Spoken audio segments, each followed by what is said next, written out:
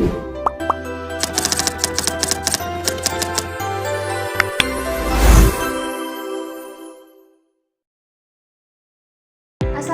warahmatullahi wabarakatuh. Good afternoon, ladies and gentlemen.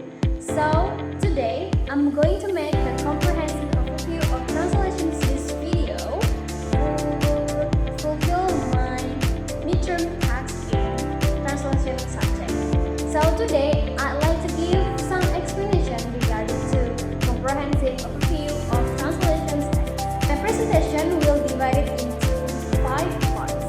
The very first one we talk about definition, the second one we talk about process, the third one we talk about functions, the fourth one we talk about translation ideology, and the last one we talk about effects. And we going into deep discussion. When we talk about translation, it's a lot of theories and definition from experts. But according to my new 2016, also translation is about a product and a process. So it sounds like a dynamic and purposeful activity that's shaped by linguistic, cultural, and communicative goals. And while New York 1988 says that translation is rendering the meaning of a text into another language in the way that the author intended the text. Information translation refers to the process of rendering the text from a source language, or called as ESL, into an equivalent target language, or called as TL. One is about translation process. So when we talk about the translation process, it's also like such a complicated process because according to Monday 2016, we outlined 3 main stages of translation process.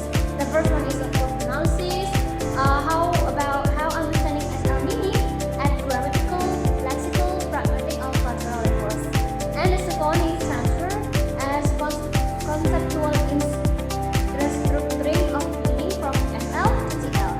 And the third one is restructuring or expressing meaning appropriately in TL to taking norms as concept into account. The next one, language function. According to Holiday and Forward, so based on Holiday and Forward systematic linguistic, language serves 3 meta functions. The very first one is for ideational function. It called to express content and experience. And the second one is interpersonal function to enact roles, relationship, and attitude. And the third one is textual function to organize language as a coherent message. Then translator, the main point is translators must maintain this function in target text. Okay. What about translation